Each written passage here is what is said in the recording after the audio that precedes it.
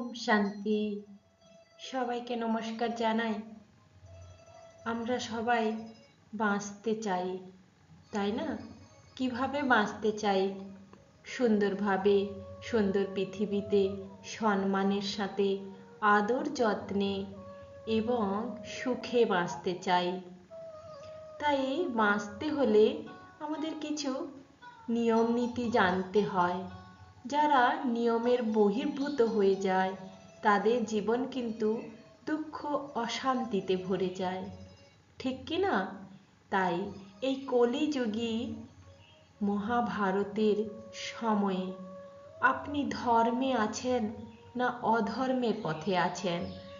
আপনার মনের ভিতরে সব সময় কার সংঘর্ষণ চলছে, ধর্মের নাকি অধর্মের? আজকে আমরা সেটা নিয়ে আলোচনা করব এবং তার সাথে জেনে নেব কিভাবে আমরা বাঁচতে পারি।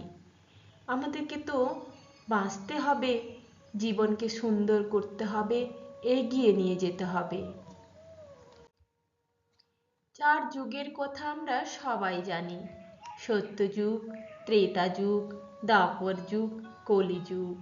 এই 4 যুগ 4টে সময়ে এসেছিল। এই 4 যুগে বৈশিষ্ট্যও আলাদা আলাদা আছে। যত যুগের পরিবর্তন হয়েছে ততই যেন মহাকাল গ্রাস করে আসছে, তাই না? এখন আমরা কলিযুগের প্রায় অন্তিম লগ্নে আছি। তাই বলে কি আমাদের এত সমস্যা? কলিযুগ কাকে বলবেন? কলিযুগ হিন্দু দর্শনের 4 যুগের শেষ যুগ এবং একে বলা হয় অধঃপতনের যুগ। এটি নৈতিক অবক্ষয়, আমাদের আধ্যাত্মিক বিস্মৃতি ও ধর্মহানির সময় হিসেবে বর্ণিত। শাস্ত্রে এই যুগের যে ভিত্তি পাওয়া যায় তা কেমন জানেন? বিষ্ণু পুরাণ, শ্রীমদ্ ভাগবত পুরাণ, মহাভারত সবেই বলা হচ্ছে যে শ্রীকৃষ্ণ পৃথিবী ত্যাগ করার পরই কলিযুগের সূচনা হয়, অর্থাৎ দাপর যুগেই পরেই কলিযুগ আসে এবং সেটা ভয়ানক, যেখানে হত্যা লীলাই যেন মানুষের কাছে এক কর্ম। কলিযুগের প্রধান বৈশিষ্ট্যগুলো কি আছে? প্রথমত ধর্মের হ্রাস। ধর্মের যে 4 স্তম্ভ হয়, সত্য, শৌচ, দয়া এবং তপস্যা, ক্রমে দুর্বল হয়। নৈতিক অবক্ষয় হয়, যেখানে লোভ, ক্রোধ, মোহ, অহংকার বৃদ্ধি পায়। আর সবাই যেন স্বার্থপরভাবে নিজের কথাই ভাবতে থাকে। দেখুন এই যুগে কত সন্তান তার পিতামাতাকে বৃদ্ধ বয়সে দেখে না। বৃদ্ধাশ্রমগুলো আজকে ভরে গেছে। তো আধ্যাত্মিক বিস্মৃতি হয়েছে আমাদের, আমরা ভুলে গেছি। আমি ভাবছি আমার শরীর, আমরা শরীরের পিছনে কত খরচ করি। সেই খরচ যদি আমরা একটা মানুষকে খাদ্যতে দিই তাতে অনেক সুন্দর হয়, কিন্তু আমরা ভুলে গেছি। তাই সামাজিক অস্থিরতা এখানে কাজ করছে, পরিবার ভাঙছে, দুর্নীতি, যুদ্ধ, অসন্তোষ বৃদ্ধি পাচ্ছে। মনস্তাত্ত্বিক ব্যক্তিরা বিশ্লেষণ করেন এইভাবে: কলিযুগ মানে বাহ্যিক সময়ের চেয়ে নিজের ভেতরের চেতনাকে জাগ্রত করার যুগ। যে আত্মস্মৃতির আমাদের বিস্মৃতি ঘটেছে তার জন্যই আমরা দেহ ভেবে নিজেকে সব সময় আচ্ছন্ন করে রেখেছি। সেটাই আমাদের প্রধান দুঃখ। দেহ আর অহং, এটাই আমাদের সংঘর্ষ। নেতিবাচক চিন্তাই হলো আমাদের অশান্তির মূল কারণ।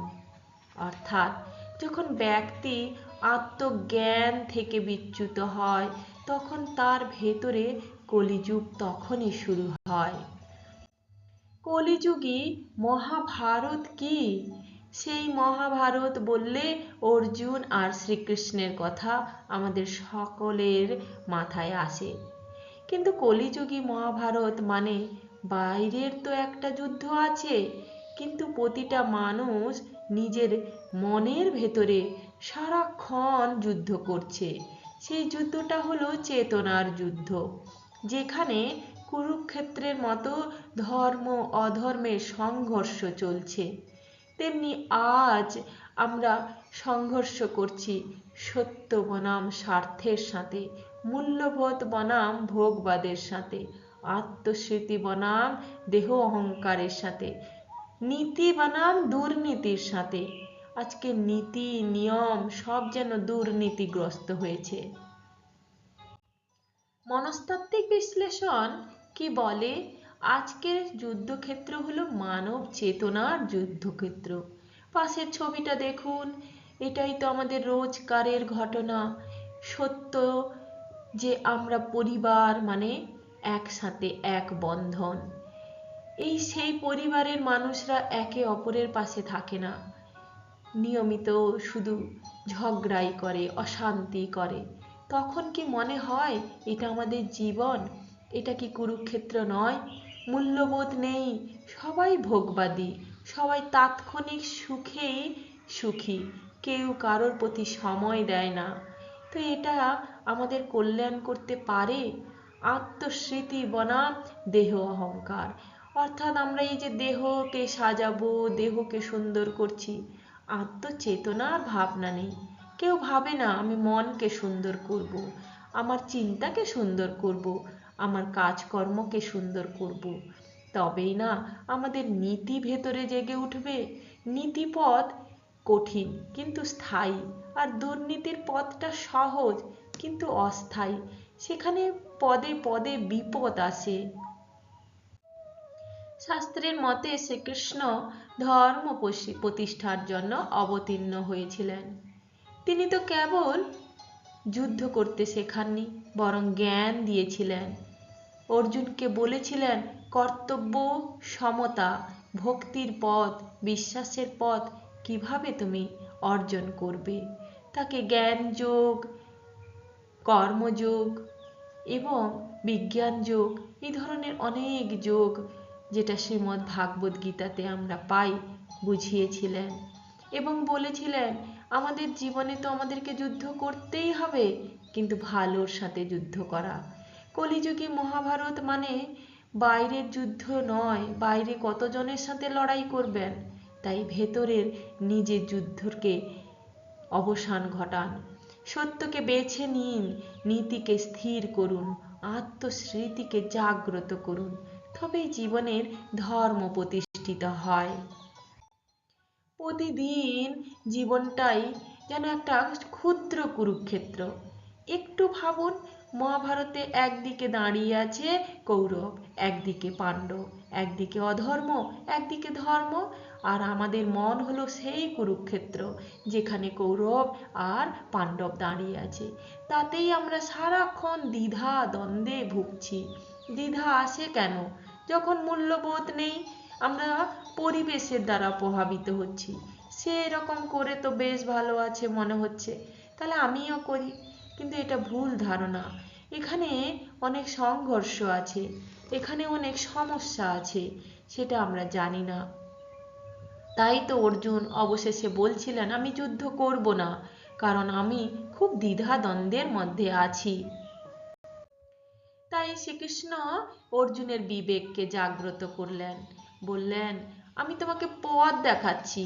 তুমি যাদেরকে দেখছো তোমার আত্মীয় স্বজন, তারা আসলে সব আত্মা। এই দেহ তো একদিন না একদিন বিনাশ হবেই।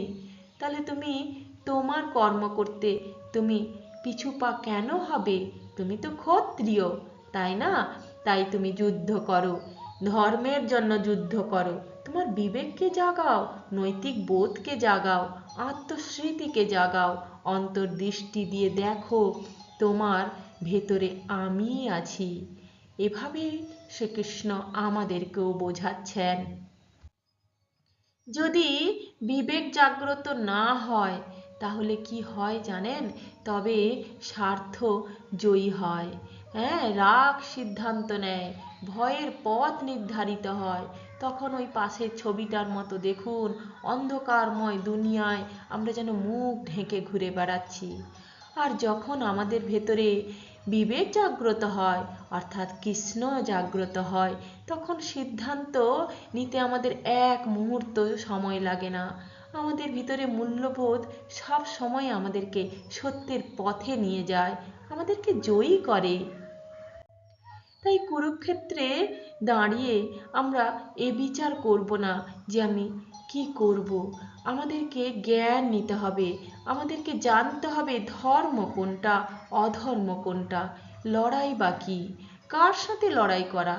আমরা যাদের সাথে লড়াইতে নামি তারা তো আমাদের আপনজন, তাই তাদের সাথে লড়াই নয়, বরং সেই কর্মগুলোর সাথে লড়াই করা উচিত, সেই ভাবনাগুলোর সাথে লড়াই করা উচিত যা আমাদেরকে মায়া জালে ঘিরে ফেলেছে। আমরা বুঝতে পারছি না, কারণ আমাদের দিব্য চক্ষু নেই। তাই তো মহাভারতে সঞ্জয়কে দিব্য চক্ষু দেওয়া হয়েছিল। এখন আমাদের হাতে রয়েছে সবচেয়ে বড় মায়াজাল, সেটা হলো স্মার্টফোন, অ্যান্ড্রয়েড ফোন, যা আমাদেরকে ভীষণভাবে জড়িয়ে ফেলেছে। আমরা বুঝতে পারছি না সত্য কি অসত্য কি, যা আমাদেরকে দিচ্ছে তাকেই আমরা মনে করছি। তাই তো শ্রী রামকৃষ্ণ বলেছিলেন, সৎ সঙ্গই আর সৎ কর্মই তোমাকে সত্যের পথে ঈশ্বরের লাভ করাতে পারে। সৎসঙ্গ কে? ওই মোবাইলটা নাকি জ্ঞান? জ্ঞানকে সঙ্গী করুন, তবেই আপনি সঠিক পথ পেতে পারবেন। লোভ ক্রোধকে নিয়ন্ত্রণ করুন, তার জন্য দরকার আত্মনিয়ন্ত্রণ। তবেই আপনি লোভ ক্রোধ মোহ এবং অন্যান্য বিকারগুলো যেমন রাগ হিংসা তাকে নিয়ন্ত্রণ করতে পারবেন। তার জন্য কি চাই? নিয়মিত ধ্যান চাই। নিজেকে কিভাবে বাঁচাবেন এত দ্বন্দ্ব থেকে? প্রথমত আত্মস্মৃতির চর্চা করা। আমি দেহ নই, এটা তো ভুলুন। দেখুন পাশের ছবিটা, আমি আত্মা, ভেতরে সেই জাগ্রত শক্তি। আমার চিন্তা কত শুদ্ধ, আমি আভ্যন্তরীণ সব যুদ্ধের অবসান ঘটিয়ে শুধু সৎ চিন্তায় নিজেকে স্থির করেছি। সৎসঙ্গ করুন। সৎসঙ্গ মানে লোকজন নয়, সত্য জ্ঞানের সঙ্গী হওয়া। নৈতিক পথকে দৃঢ়তার সাথে আপন করে নিন, ধর্ম তবেই রক্ষা পায়। ড্রামার রহস্যকে বুঝুন। এখানে যা কিছু হচ্ছে সবই যেন সময়ের কারণে হচ্ছে, অর্থাৎ কালের চক্র ঘুরিতেছে অবিরত। সেই কালের চক্রকে বুঝতে হবে, জানতে হবে। আপনি থামাতে পারবেন না, কাউকেই আপনি সঠিক পথে আনতে পারবেন না, কিন্তু আপনার মনকে তো আনতে পারবেন। তাই বিশ্বের এই ড্রামা, বিশ্বের এই যুদ্ধ অস্থিরতা ধ্বংসর থেকে নিজেকে বাঁচিয়ে নিন, জানতে পারবেন তখন আসল সত্য কি। ধ্বংস আমাদেরকে শেষ করে দিচ্ছে ঠিকই, কিন্তু তার মাঝেও অনেক নতুন কিছুর সূচনা করছে, সেটা আপনাকে বুঝতে হবে।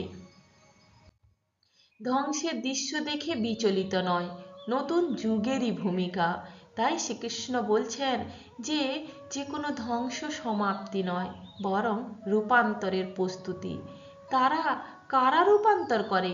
যারা জানে রূপান্তর করতে। যেমন শরতের পরে বসন্ত, রাত্রির পরে প্রভাত, ঝড়ের পরে নির্মল আকাশ, তেমনি তুমি জানবে এই অশান্ত পৃথিবীর পরে শান্তির দুনিয়া তৈরি হচ্ছে। এই ঘটনাকে তুমি বুঝতে পারছো না, তাই ভয় পাচ্ছ। ভয় পেও না, তুমি ড্রামার জ্ঞানকে নিয়ে দেখো, যা হচ্ছে সৃষ্টিচক্রের নিয়মে হচ্ছে, যা তোমার হাতে নেই।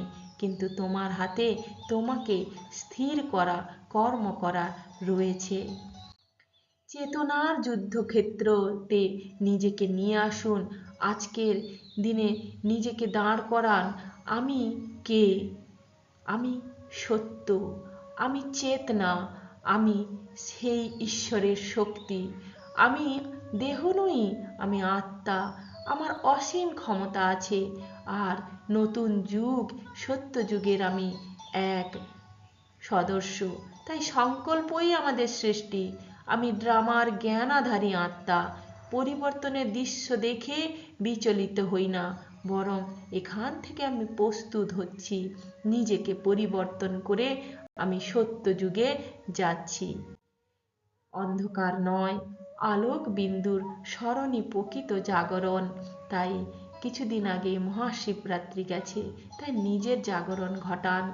ওম শান্তি।